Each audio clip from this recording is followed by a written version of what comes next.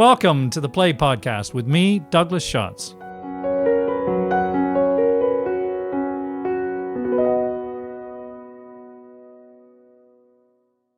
Hello, and welcome to episode 73 of the Play Podcast, where we explore the greatest new and classic plays. I'm Douglas Schatz, founder and host of the Play Podcast. The curtain rises on the whitewashed room of a substantial house on the edge of an Andalusian village. The bells from the village church are tolling. Two of the servants of the house are surreptitiously eating food stolen from the larder before the family and a crowd of mourners return from the church. For this is the day of the funeral of Antonio Alba, erstwhile patriarch of this house. His wife, Bernarda Alba, in fact rules the house, tyrant of all she surveys, according to the servants, including her 5 daughters, whom she keeps under close and cruel control, ostensibly protecting them from the potential violations of local men and the stain of social gossip.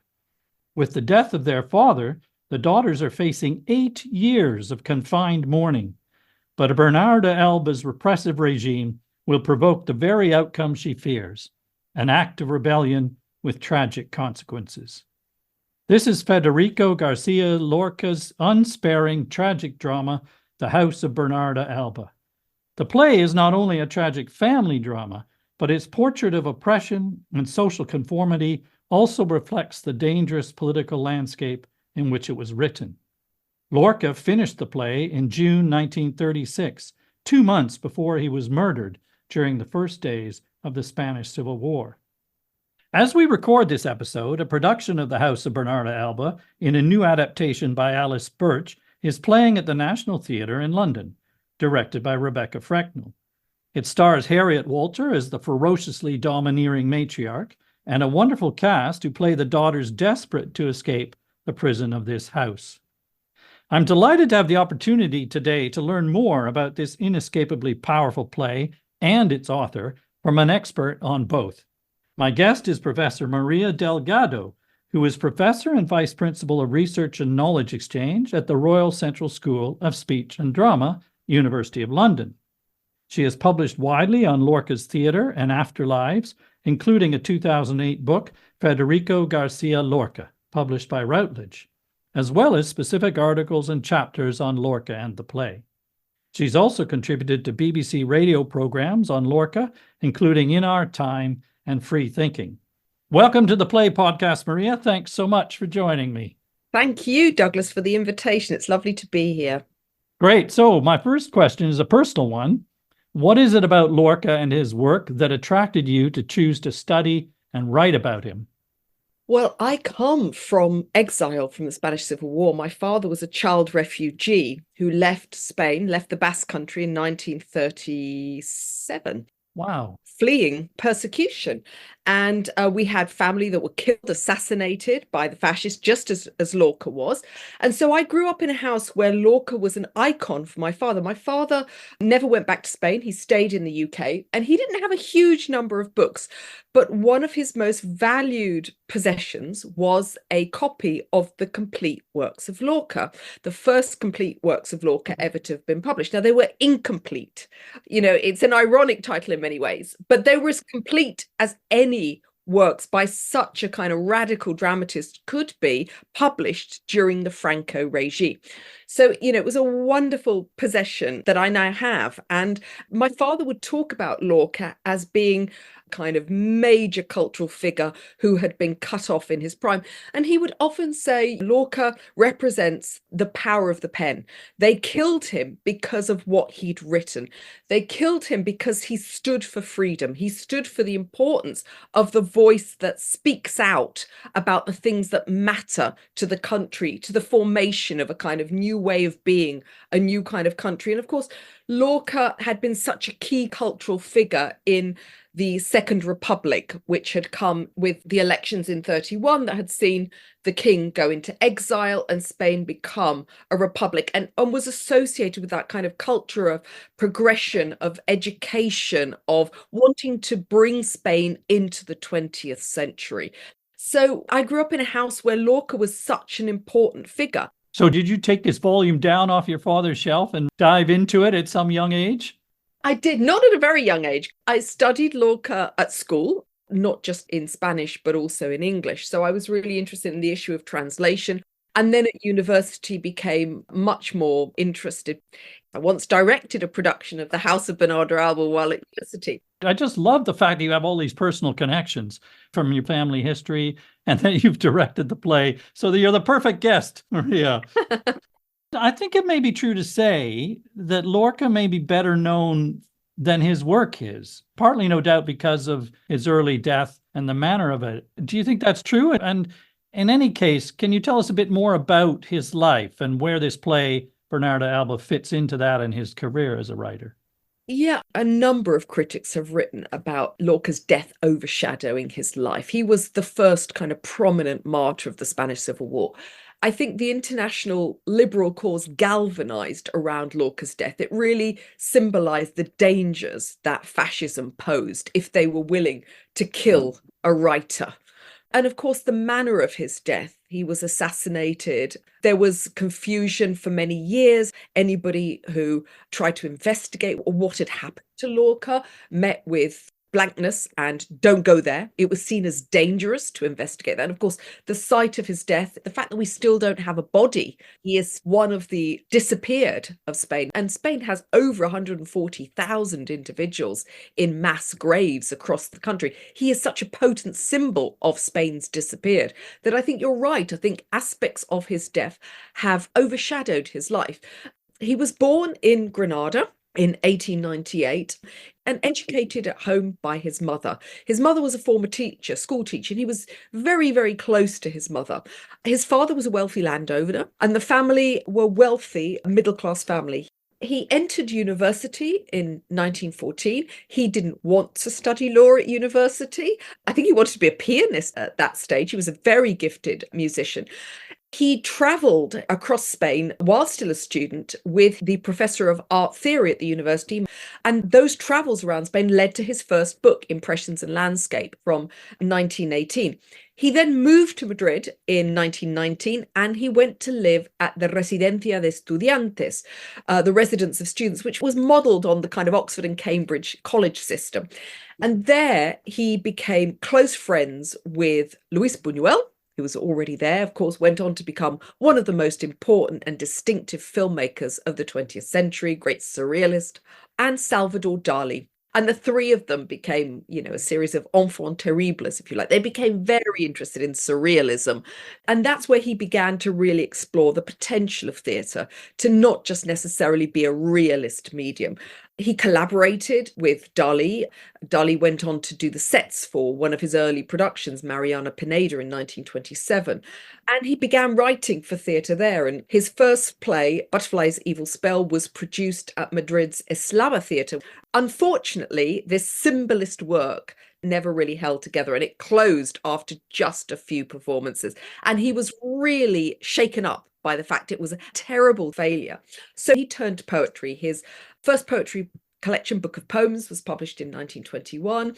And it wasn't really till 1927 he had his first kind of major hit, if you could call it that, with Mariana Pida, which was produced by the hugely important Spanish actress and impresario Margarita Xirgu, with sets by his friend Salvador Dali. And that really propelled his theatre career. And he went on then to collaborate quite regularly with Margarita Xirgu on a series of plays. Of course, we know about Blood Wedding, Yerma in 1934, which caused a riot in the theatre, and Doña Rosita in 1935, which was the last play that was produced in Spain by Xirgu before she went on tour to Latin America. And of course, then the Civil War broke out. During this time, he's also writing poetry, what many regard as his most famous poetry collection, Romancero Gitano, Gypsy Ballads in 1928. In 1930, he spends time in New York. And of course, out of that comes Poeta en Nueva York, Poet in New York, which reveals his angst at the time and his depression. And in the 30s, he's also writing surrealist works like When 5 Years Pass and The Public, which were never produced in his lifetime. Yerma in 1934.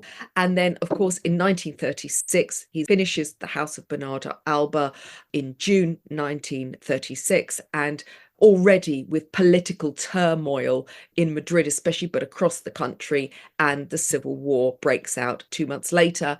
he goes to Granada. He thinks he's going to be safe in Granada, but actually Granada fell to the right very quickly and he shot in August 1936. So the House of Bernarda Alba, his last completed work, and an important play because he talked about it as a change of direction. And of course, we will never know what he might have written after the House of Bernarda Alba, but already we're seeing changes to the more lyrical register of Doña Rosita or Blood Wedding or Yerma. This feels like a play that is very much rooted in it. I wouldn't say it's pure realism, but in a different kind of relationship to a realist register. Yeah, well, we'll talk about this theatrical style. And it is just tragic, as you say, that he dies at age 38, albeit prolific in a short life.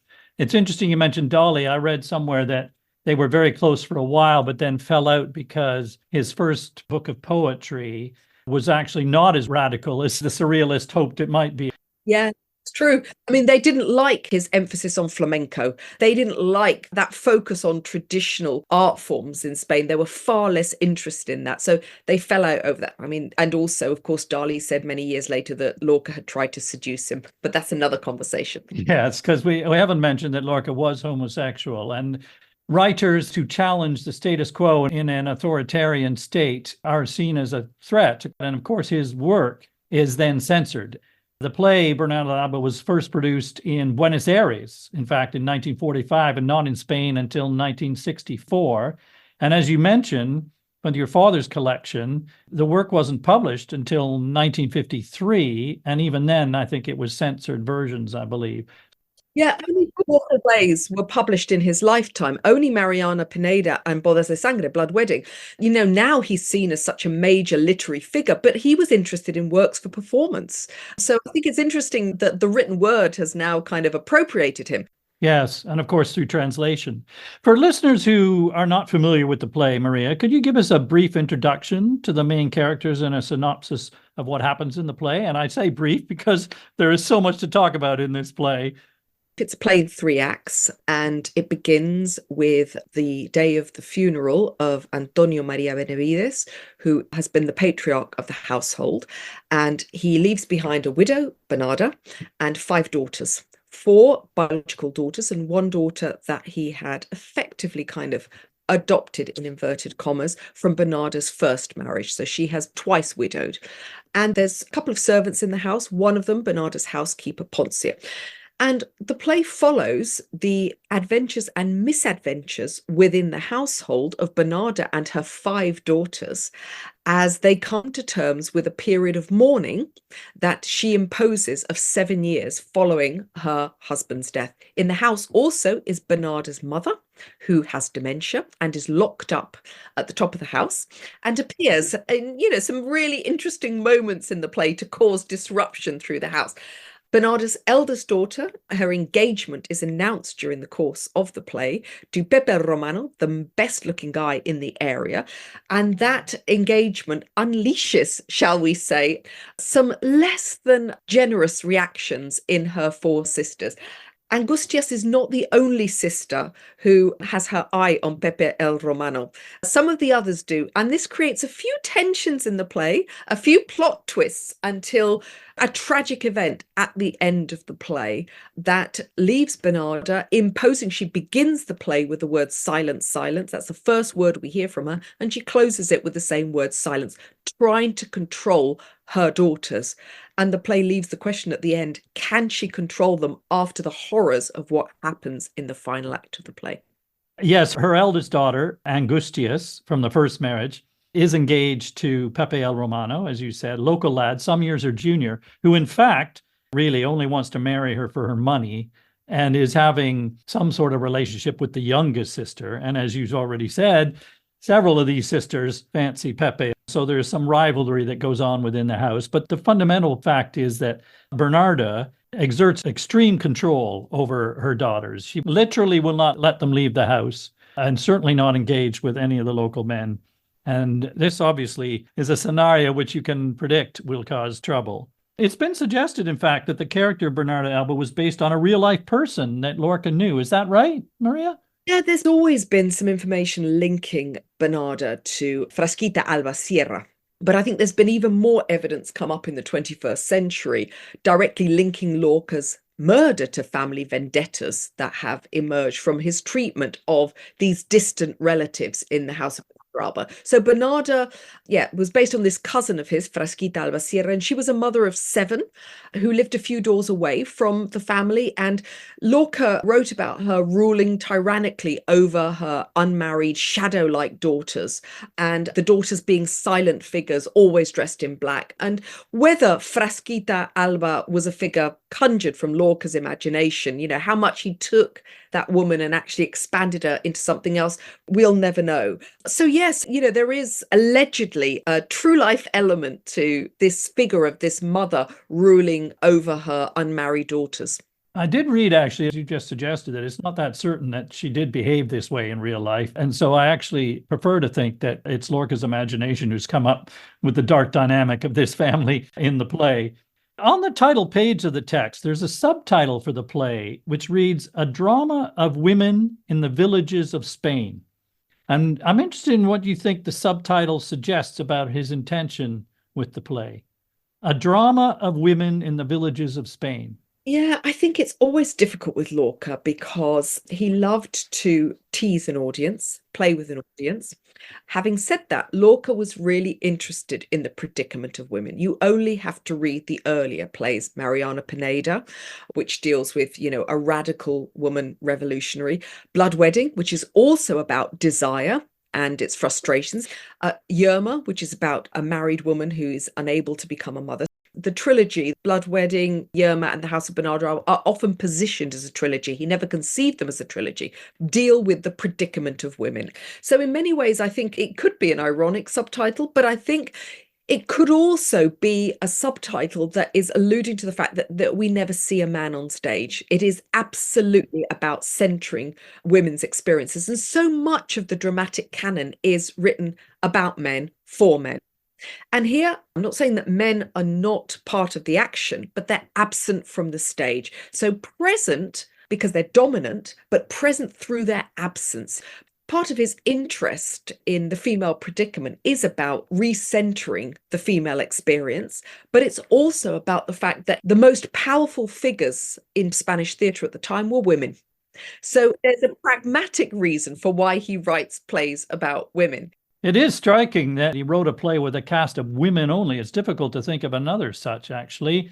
And of course, as you suggest, of all of these plays, this trilogy in particular, he's interested in their position in society. Because, as you mentioned at the beginning, the cultural politics of the Second Republic in Spain, where the government was trying to lead a change in the conservative culture of the country, improving education, the extension of the vote to women. And divorce. Yes, legalization of divorce. So it's fascinating that he focused so significantly on female emancipation and self-realization in these plays. I mean, I was also going to point out that he talks about a drama of women, plural, in the villages, plural, of Spain. So there must be some intention that this is a picture that's not just confined to this one place or this one family. He's trying to make some statements about the universality of the situation in Spain. He loved the Greeks, and I think the elements of, the House of Bernarda Alba, the House of Atreus, the Oresteia, blood begetting blood. You see that in Blood Wedding also. So I think there's something about the ways in which he's using and reworking classical tragedy, trying to find a way for classical tragedy to be relevant and immediate to the Spain of the moment in which he was writing. And I think that the subtitle of the play may in part be related to that wish to really position the play as something relevant. He wrote the play at a time of increasing political unrest in the Spanish capital and across the country. And the fear of a dictatorship, he'd lived under a dictatorship between 1923 and 1930, Primo de Rivera. And I'm wondering if he's also signaling in that play the dangers of tyranny and dictatorship. What happens when you have a culture of absolute rule? And of course, that could have been one of the reasons why the play was not authorized for an official production in Spain until the 1960s. And its message of what happens when you try and silence people, when you try and contain people, when you repress them. Those daughters are being strangled in many ways, metaphorically. So I think with Lorca, there's always lots of suggestion. Well, I've got another one for you then, Maria. Also on the title page of the text, as it happens, and again, are we to take this at face value?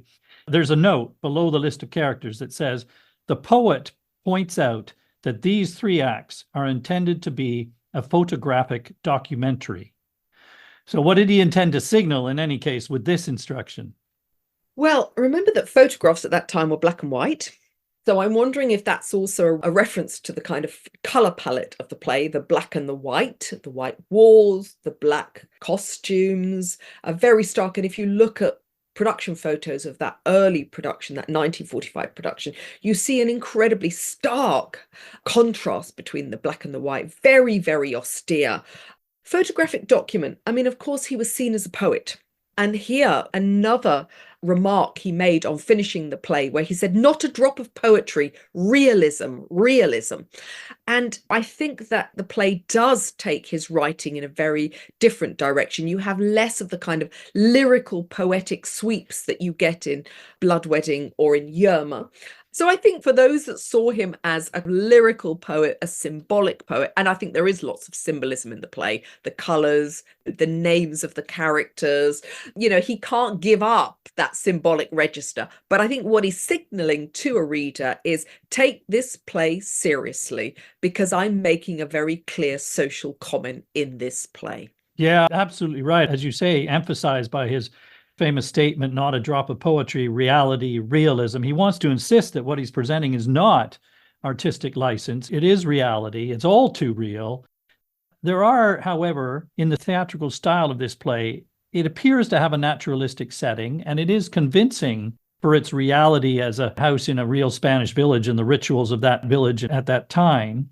But there are also non-naturalistic elements of the play, aren't there? Symbolist elements.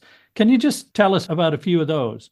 Yeah, well, I think that the names of the characters, Alba means dawn, this idea of the dawn, but the dawn of what? A regime of terror. If you think about the sisters' names, if you go through the characters' names in order, they spell out Amama. So Angustias, Magdalena, Amelia, Martirio, and then Adela. Amama. To mother. This is not just some trick of an academic's analysis. You think this is deliberate, huh? I think it is deliberate. I mean, I remember talking about it with a stage director once who'd staged the play, who said, there's something in it. This despotic mother, he's so careful as a writer. These are not accidents. He dedicates the play Amama, to mother. So not only is it spelling out Amama, it's also Angustias, anguish. And she is a kind of nervy, angushy, she's a kind of jittery presence on the stage. Martirio, of course, means martyr. And she's the one that's always belittling herself, ostensibly. She's the one that's spying on Adela, jealous of Adela.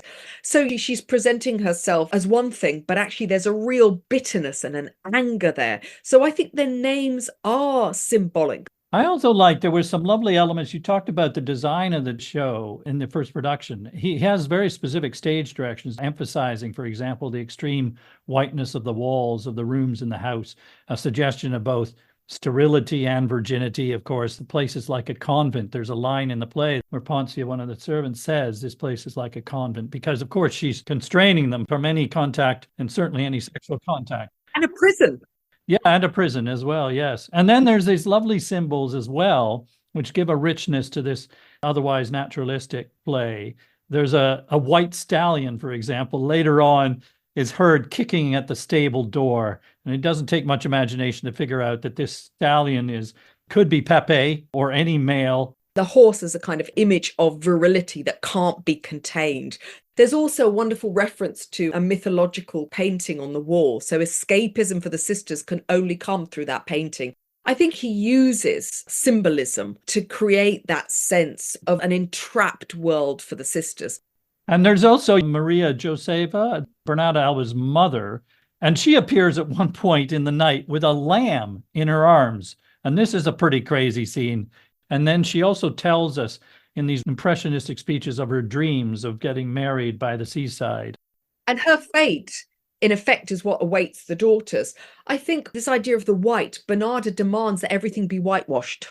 removing the stains. So white in the play is an organizing motif, as you mentioned, associated with the rebellious stallion of Act 3, but also with Adela's white nightdress in Act 3, the color of the foam of the sea that Bernarda's mother, Maria Josefa, yearns for, and white representing the sisters' present, but their future also in the white hair of the mother. And also, of course, contrasted with the fact that they're all in black, in mourning. And in fact, one of the opening scenes of the play, fantastic visual image of the village mourners piling into the house, all in black. That gives you a sense of the power of this community that's just beyond the walls of this house. Absolutely. And also, you mentioned her mother and this dream of the seaside. And of course, there is references to the fact that this is a village with a dry riverbed, and there's references to the heat, and it's all dried up. Again, symbolism there in terms of the sexual desire. And those are the mechanics he uses in Blood Wedding. I just think here they're refined. Yes. And he doesn't hit you over the head with these things. It makes an impression, however, certainly in design terms. Let's talk in a bit more detail about each of the main characters, starting, of course, with the matriarch herself. So here's my question. Why does she keep such a cruel, restrictive hold on her daughters? Oh, I think that question has been haunting everybody who's written about the play since Lorca wrote it. And we don't know. That's what makes her such an intriguing character. And I've seen productions of the play where she's a young mother, and you really get a sense of frustration that she was widowed young. Her second husband was a philanderer, and she's felt trapped in this marriage. And in many ways, she wants to protect her daughters from ever making such a bad marriage themselves, which is why she polices who they see and anybody who makes an approach towards them. You also get this sense that she just revels in having that degree of control, or she's punishing her ex-husbands. You know, she's one of the great enigmatic characters because the motives for her action are so hard to read. Is it to do with protecting social appearances? I mean, Poncia makes reference to the fact that she likes the community to have a particular view of her. Appearances are very important, not causing scandal. I mean, she hates it when any degree of scandal is happening outside the door. And at the end, of course, with Adela's death, her view is, my daughter died a virgin. You know, that narrative must not be questioned. I think all the great Bernardas, the great actresses who've played Bernarda, have tried to bring out the complexities of never really being able to fully pin down why she behaves the way she does. And that's one of the mysteries of the play. Yeah, I think it's the most central one because she is such a powerful figure and her control over her daughters is extreme to the point that it's hard to find it justifiable. But you're right that you can point to some rational reasons and emotional reasons. I mean, she does hold economic power over them. And as you say, she's concerned that her daughters should make a good marriage in social terms. She thinks that all of the local men are not of suitable class, so she must keep her daughters away from them. She's also worried that they may get into trouble. And as you mentioned, her second husband, it's pretty clear, was a philanderer. So she has a mistrust of men, probably rightly. And then there are examples in the play of those who do get into trouble. There's a story, really tragic story of a local woman who has a baby out of wedlock, an illegitimate child, and kills it herself. La Librada's daughter. Yeah, absolutely. And that, again, all off stage, all this incredible action, as with the Greeks, all happening off stage. And, you know, if you think about sound in the plays, goes back to symbolism, the tolling bells, the cacophony of dogs, the baying villagers who are chasing La Librada's daughter, the song of the reapers as they head out into the fields, plates and cutlery in Act 3 as they're all eating, the stallion in the table, the coded whistle to Adela in Act 3, the gunshot, the thud of Adela's suicide at the end of the play. He loves offstage action. He loves mystery. He loves suggestion. He loves what can be conjured through sound, where we're never entirely sure what we're hearing. And I think it goes back to that point of Bernarda, that he creates a character that is very, very difficult to read, terrifying, but also there are lovely moments of complicity with Poncia and with Adela, especially, where you see a softer side of Bernarda, which makes you understand the dedication of the play à mama, to mother. Well, I don't know how much of that softness you see. That's interesting. And maybe some pick up in performance as well. But it's interesting to talk about uncertainty So much of it, as you said, happens off stage, and it's very difficult for us to actually be certain about what's happening because it comes to us secondhand in that sense. They are always watching out windows and listening, and reports come secondhand, even of their meetings, who's meeting who at the windows of the house. So we really don't know for sure what's happening. So it leads to a very powerful sense of uncertainty. And I think this touches on something you were alluding to earlier about the political connection as well, in a way, the analogy, because it's about surveillance and secrecy, isn't it? That people are not saying what they should be saying. Coded. The language is coded. Angustius is getting married. That's lovely. She's lovely. They all deserve it. They don't mean it. They are performing respectability. But there are moments that reveal just how angry they are that Angustius will escape. And there are moments when that explodes and Angustius says, I'm the one that's getting out of this prison and you're stuck here. It's almost like this surface, this kind of rippling surface of white that the characters intrude from, and then they realize they've overstepped the mark and they go back. And they live in a bit of fear about not being able to say what they mean, of course, and she keeps a very tight lid on it. I mean, it's interesting, her motives, as you say. There is a line at one stage where she says, I shall have to take a firm grip, and almost speaking to herself, Bernarda, remember, it's your duty.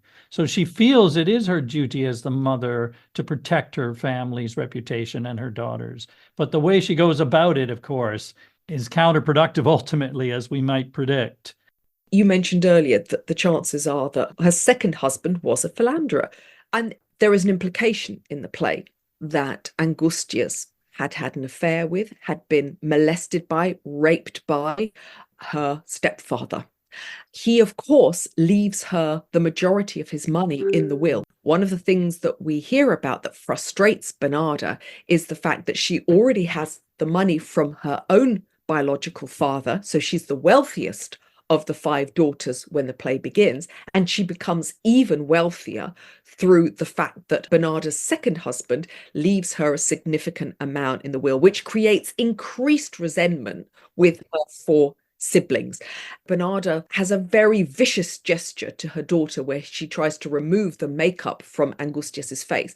And she says, this is the day of your father's funeral. And Angustius says, he was never my father. And there's a real clear suggestion of Angustius being so troubled because effectively she was abused by her stepfather. What did Bernarda know? Did she know? Did she not know? Did she intervene? Again, all these layers of mystery that create this terrible, well, brilliant, but terrible atmosphere of fear, because all of these things just pop out there and then they go back in the box.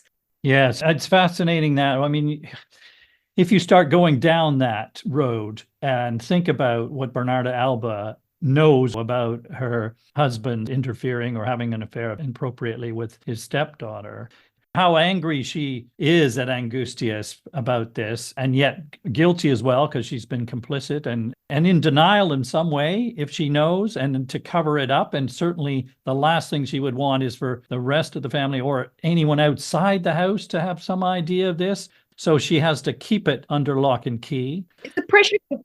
And how is that supporting her daughter? Absolutely. It's a fantastic problem and question in the play. And that's one of the things that makes it such a dynamic and exciting play. All these things that are simmering under the surface. And this is where it goes back to the Greeks again. This idea that these moments of anger and terror punch out, and then somebody brings the character back, or the character brings themselves back. But you always know that explosion is never far from the surface. Absolutely. And finally, thing on Bernarda Alba herself is that throughout it all, we've said that she feels that she has her duty, and she appears to prefer to believe in propriety and social appearance rather than the opportunities or happiness or freedom of her daughters. And I was telling my wife last night about this play and her treatment of her daughters, and she asked me, does she not love them? Which is a great question. Is she just cruel without love or compassion? And do we feel any pity for her? And what does love mean? I think there is something in the ways in which she talks about them. That's her understanding of what love is. It's a twisted understanding, but it's her understanding of what love is. Okay. Do we feel any pity for her? You talked about soft moments. I found them very hard to find. Yeah, I think it depends on the production. One of the things about Harriet Walter's Bernarda is that she patrols the house. This is a production where you have all the rooms of the house are on show. Then you see the sisters. They don't just go off stage. They go up to their bedrooms and you see them in their bedrooms. So the private becomes public in this reading of the play. In the way Lorca writes the play, of course, all of that is off stage. And here you have this sense of Harriet Walter's Bernarda patrolling incessantly observing, and not just her patrolling, but the sisters patrolling each other, watching each other. And I wonder if the play is suggesting that actually when that becomes a mode of being, you can't switch off, if that's the only way you operate, through surveillance. It's interesting you saying about the pattern of her patrolling and how that vigilance becomes habitual, because another element you can see is that she sort of blinds herself to what's going on. She almost, if you act properly, then things will be proper. It's a sort of denial in effect. And I think that Poncia, the servant, who's interesting because she seems to see much more of the truth of things. And Bernarda hates her, resents her, and relies on her. Again, that's such a complex relationship. We've talked a lot about the relationship between Bernarda and the daughters, but one of the most important relationships in the play is that with Bernarda and Poncia. They've known each other for years.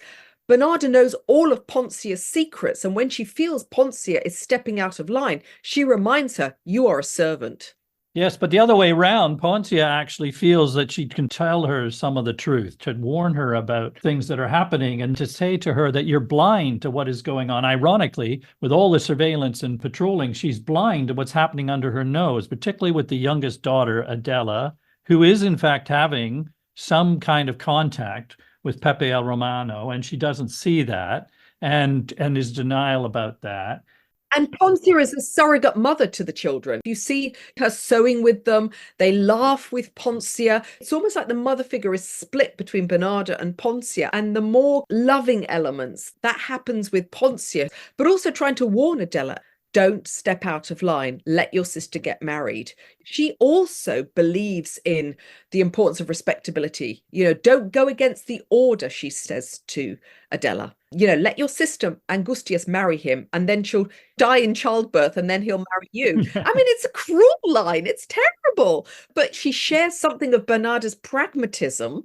Yeah, I was going to say she's pragmatic and she can see where it's heading and knows that social opprobrium will follow and that it's unrealistic. There's no way she can have Pepe. Let's just talk a bit about Adela and Pepe and Martirio and Angustias and this relationship with Pepe, because it's a fascinating one. It comes from a specific cultural origin, which I was intrigued about. So the courtship of Pepe coming to call on Angustias, as we've said, the daughters are essentially locked up. The windows have bars on them, and the only way that they really meet anyone is through the windows. And we are led to understand that Pepe comes and calls on Angustias in the evenings at the window just for conversation. And I read somewhere, and you tell me if this is correct, that this was actually the method of courtship in rural Spain, that the man was often not actually let in the house, but would come in the evening to converse with his intended only through the window, staying even up until midnight, though this might also even include a break for dinner when he went home and came back again. Is this really how it went on? Yes. Yes. I did a little bit of research on this, and in rural areas of Spain, that's exactly where it went on. You weren't allowed in the house until you were formally betrothed. So this causes all sorts of problems because we don't really know what's gone on and how much contact has been possible. What happens is that, in theory, Pepe goes home at, say, 1 o'clock. This is what's reported back by Angustias to the household, to Bernarda. But he is seen outside the house at 4 a.m. in the morning. And Martirio sees that he's come back to visit with Adela, the youngest daughter, who is in love with him. And again, we don't know how much contact is actually possible between them. But Adela is determined. I mean, Adela is a fantastic character. She represents a spirit who is full of hope and challenge to the status quo. I mean, it's youthful naivete in lots of ways. She's headstrong, but you also know she's on this collision course with her mother and the world from the start, don't you? Can she really break free? Is this really possible? She cries out that she does not want to be shut away. She's going to go out, and she will actually, even when she discovers that Angustias is going to marry Pepe, she is determined she is going to just leave, and she will even just be his mistress to be with him and endure the social ostracism of that even as well. But she is so determined to get out. But here's my question. When she discovers that Pepe is engaged to Angustias, this is heartbreaking for her. What is reported is that she becomes sick and she takes to her room. Does her sickness suggest that she may be pregnant? Yeah. Okay, so that sounds a bit crazy when actually they've only ever been able to see each other through a window, or what? What do you make of that? Well, I mean, this is one of the mysteries of the play, isn't it? They talk about her going to meet him in the stable at the end of the play because she's got straw on her. So has she previously found a route to get him in through the stable? When they talk about the stoning of La Librada's daughter, there's been productions where Adela is clutching her stomach as if, oh my gosh, could this be me?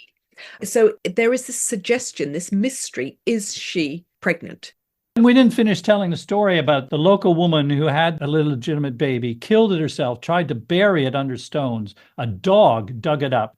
And then the local villagers, as a mob, seek her out to kill her because of this disgrace. And in the National Theatre production, it was interesting. Actually, the mob invade the house. And I thought that was very striking about the power of that mob. And it's, of course, a cautionary lesson for Adela, a symbol for Adela or any of the daughters about the dangers of this kind of contact. And I wanted to ask you again about Pepe del Romano then, because, as you said at the beginning, we never see him. So we never see this contact with Adela. That remains a mystery. And I wondered why Lorca chooses him not to appear on the stage. What is the effect of that? The National Theatre production, he does appear. He doesn't say anything, but he dances across the stage, and there is a scene where he and Adela meet and are touching each other through the bars of the locked gate in the yard, which is highly erotic, but it's explicit, whereas the play, he's never there. What do you think about that choice of him not being on stage? I think it's one of the strengths of the play that the men are never seen. They hover ominously over the action. I love the fact that the cast is all female. And while they refer to men constantly, the play begins with the funeral of one man. It ends with the death of a woman, not a man, but that a man has been in part responsible for that death. So these destructive male figures that kind of hover over the action and that somehow evade responsibility for the terror and the destruction that they bring. I think it's a coup that he makes it a drama about women in the villages of Spain without a single man appearing on stage. But even if they're not on stage, they're very, very present. It's interesting how much it's about the pent-up sexual desire, and actually him not being present perhaps is even more effective, and also becomes a figure of their imagination. It's a symbol of desire about their vain romantic wishes for their lives or sexual desire. And the projection. And it's so distant because the reality for most of them is they're never going to get anywhere near this. And they're all obsessed with him to a degree. Yes. When Poncia says, oh, he's walking past the house, do you want to take a look? And they go, no, no, no. But they all rush to the windows. And she says to Adela, you'll get the best view from yours. And off she goes. They may feign non-interest, but they're all obsessed with him. And of course, Martirio, in that wonderful confrontation with her sister in Act 3, where she said, yes, of course I love him. I can't bear for you to have him. There's just something about all of them. There's some sort of relationship to Pepe el Romano. It's what he represents as a mythical figure. He represents desire, unfulfilled desire for many of them, but he also represents the outside world, just like the Reapers do. Yes, I was going to come to those men because it's a wonderful scene. I mean, we talked about the restrictions on women. You know, they're basically stuck at home sewing, embroidering, heartbreakingly on trousseaux they may never require. But then the workers arrive in the field for seasonal harvest, and they watch them from the window with such longing because they have a freedom that they don't have. They're out in the sunshine and they can come and go as they please. And the daughters, there's fantastic exchange with all of them. Adela says, "Oh, if only I could go out to the fields too." Magdalena, "Each class does what it must. The restrictions on us. That's how things are, Martirio." "I'm afraid so, Amelia." They're resigned to all of that. And a fantastic stage direction. As each one of them says it, they sit down. And that's very explicit from Lorca. They're going nowhere. And these men outside have all of the freedom, of course, including the sexual freedom. Absolutely. And there's fantastic images, again, the windows, where Adela deliberately stands in the window with the light on, wearing not very much in the wee hours, as Pepe goes by the window. To attract his attention. There was something lovely in the National Theatre production where the song is sung, the Reaper's song, and the sisters are mouthing it and humming it. And it's almost like the action stops in the play. And you got this remarkable tableau where it's almost like a still photograph. They're trapped. There was a stillness, there was the lovely movement of the sound, but the physical stillness, creating that image of those five sisters going absolutely nowhere. Not even Angustias, who thinks she's getting out, but actually at the end of the play, she ain't going nowhere. No, oh no. And in fact, it's not just freedom, it's also sexual freedom. It's a symbol of sex because what they sing is suggestive.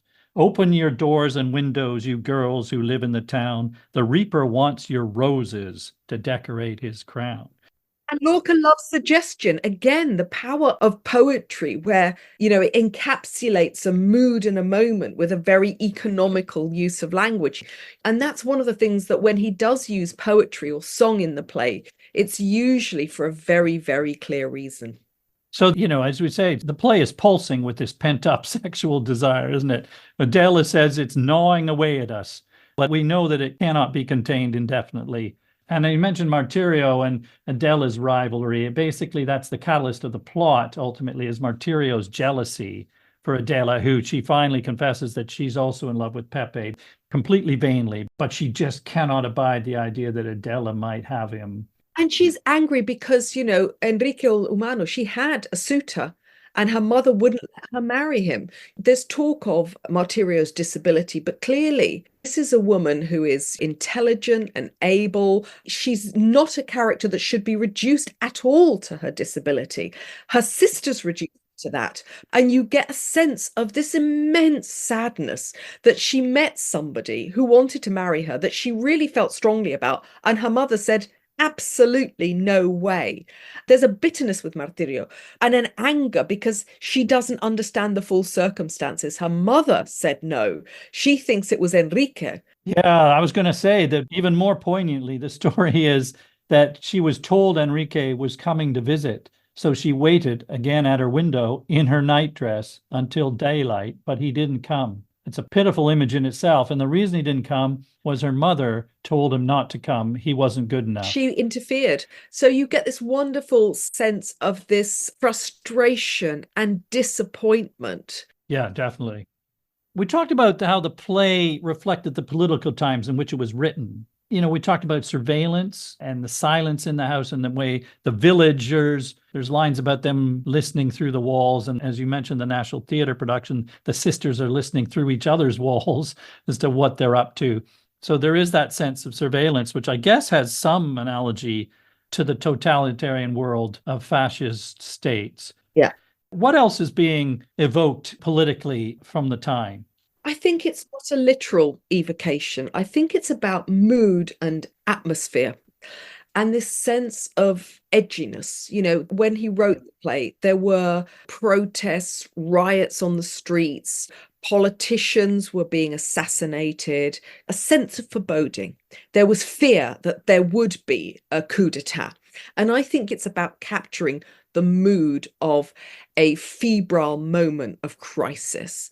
This sense of unease of a family that is almost walking on eggshells because there's a sense of foreboding and terror about what's going to come as they're locked up together.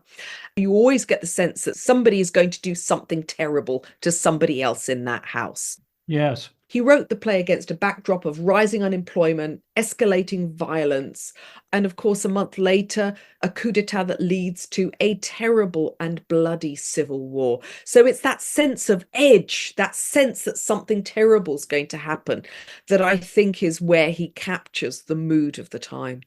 And I guess it's also about voices speaking out, as you said at the beginning, isn't it? Because it goes back to Bernarda Alba's silence and her concern about what the others in the village will think of her family and their behaviors and everyone's behavior. This becomes paramount, the rules of propriety.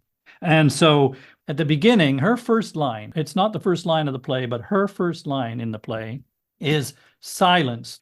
And then at the very end, she's saying, you're not to tell anyone what's really happened in here. So there's surely an analogy with the writer or artists who will speak out and the dangers of not doing so, or that they face, and how poignantly that he wrote this play about speaking out in a way or not speaking out, and then his voice is silenced literally weeks later. And the ways in which cultures of surveillance operate by people observing each other and being complicit. Yeah. So he maps, if you like, a culture of tyranny and how it operates, and how everybody in that house, to a lesser or greater extent, is complicit in the policing and the effective functioning of that culture of surveillance. Yeah, and it's done beautifully because it's indirect in a sense, because it's about this family, ostensibly about these girls who are interested in love and all of that. Let's talk about the ending. Ultimately, Bernarda Alba cannot keep a lid on the smoldering energies in the house. She cannot lock down human nature or desire. As Poncia says so vividly, there's a storm in every room. The day they break, they'll sweep us all away. And a servant says equally perceptibly, she doesn't know the power of a man over the hearts of lonely women. Yes, indeed. But when it does break, it's hard to see any positive light or hope for the future by the events that end the play, isn't it? I think, it's the thing with tragedy, isn't it? That it is a moment of terrible closure. And sometimes certain tragedies, you get the sense that the future will be better. If you think about Lear or Hamlet, this sense that the future will bring a new stability, that there has been chaos, but there will be a new stability that comes. I think in the House of Bernarda Alba, the new stability is a return to a terrifying status quo. But again, I'd go back to the openness of Lorca, that one of the things that Lorca has inspired is a whole series of other versions of the House of Bernarda Alba. And I think all of these dramatists are able to create a new future for those sisters. So from this moment of terror and darkness, who knows what comes after that? Wow, it's hard to imagine what that could be. As you say, the immediate future looks pretty grim. The forces of repression have snuffed out an individual bid for freedom here. And the future for the daughters and the family in the community is, if anything, even bleaker. The sisters will be confined to a further period of captive mourning, and the family will live under the pall of the community's judgment. And in the political analogy, you say the future for Spain under an authoritarian regime is a fearful prospect. I wonder if it's because of that kind of horror of what the death of Adela and Bernarda clamping down even harder on the sisters. Angustius realizing she'll never leave now. All of them facing this terrifying future that other dramatists have decided to give those sisters a different future and a different hope that shows us the ways in which these characters from great fictional works live on in the plays of others. Well, that's optimistic. It isn't the situation at the end of this play. And it is so heartbreaking. I mean, it's interesting the National Theatre production actually shows Adela's suicide, which is shocking to watch. Which doesn't happen in Lorca's text because, like the Greeks, so much of the action happens off stage. What Lorca is dealing with is how characters react to it. We don't see La Librada being pursued. What we see is Adela's response to La Librada. We don't see Paca la Rosetta, who's being paid for as a prostitute, as a sex worker for the men of the village. We hear the reaction of the sisters to that act. So much of it is following following the example of the Greeks about how the characters respond. And of course, Rebecca Frecknell and Alice Birch do something very different by showing that suicide. And I think it is a very different approach to Lorca, where so much of that offstage action infiltrates the stage, being presented as a very clear image in front of the audience. It's impossible not to feel the full weight of the grief of this event and the tragedy of this event for Bernarda Alba herself and the others, and the bleak future, as we said, that they face, the lasting stain of their reputation, but also the knowledge of the part she may have played in it, and Martirio may have played in it. Yeah. These are reasons to pity her, though it is difficult when, so shockingly, her last lines are to care about telling the community that Adela died a virgin, that's her priority at that moment. Yeah, keeping up appearances. She begins the play by keeping up appearances. She ends the play by keeping up appearances. And you wonder, has she learnt anything by the terrible, terrible event? Doesn't appear to have. Well, that's a great place to come to an end. Thank you so much, Maria. Before I let you go, one of the traditions of the podcast is I like to ask my guests to recommend another play that we might cover in the podcast, or one that's just a personal favorite. So is there something you might recommend to our listeners? I'd love to recommend Fefu and Her Friends by the Cuban-American dramatist Maria Irene Fornes. It's a wonderful, wonderful play about a group of friends, women friends, who gather at the house of one of them, the wealthy Fefu, to prepare for a charity event in New England in 1935. And you watch and listen to the women as they go about their business. And it's a play about intimacy, storytelling, gender and gender politics and friendship. It's only women in the house. So there's the link to the House of Bernarda Alba. But what's so wonderful is as the play unravels, you have a sense of the histories of the women, their secrets, their past relationships. It's a play in 3 acts, but the second act is performed simultaneously in 4 different locations. So the audience is split into 4 and moves across these different locations, the lawn, the study, the bedroom, the kitchen. And depending which group you're in, you see them all in different order. It's one of those plays that became almost a model for immersive theatre, that second act. Irene Fornes has been a hugely influential dramatist. She's admired by Tony Kushner, Carol Churchill, Alistair McDowell, Edward Albee, Paula Vogel. So when was it written? 1977 it was first produced. It's one of the great plays of the latter half of the 20th century. And Maria Irene Fornes loved Lorca. That's great. That's a fantastic recommendation. Thank you. Pleasure. And thank you so much for your time today and your expertise, Maria. It's been great meeting you.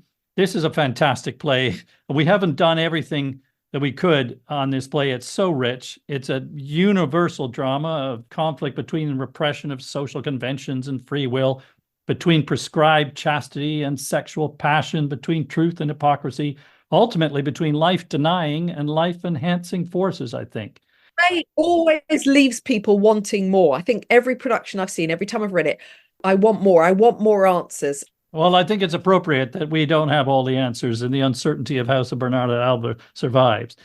You can still catch the National Theatre's production of the House of Bernarda Alba. It continues until the 6th of January. As the curtain falls on the despair of Adela's death, it is difficult to find any solace or hope for the future of this family or women in the villages of Spain. The cruel powers of repression and mutual suspicion remain in command and seem to promise a continuing life of constraint and fear, of enforced silence. But perhaps the one beacon of faith we can own is that this brave playwright has not been silenced. His is a bravery which will always be required to challenge repressive ideologies or behavior in any house or time. Thanks for listening. See you next time.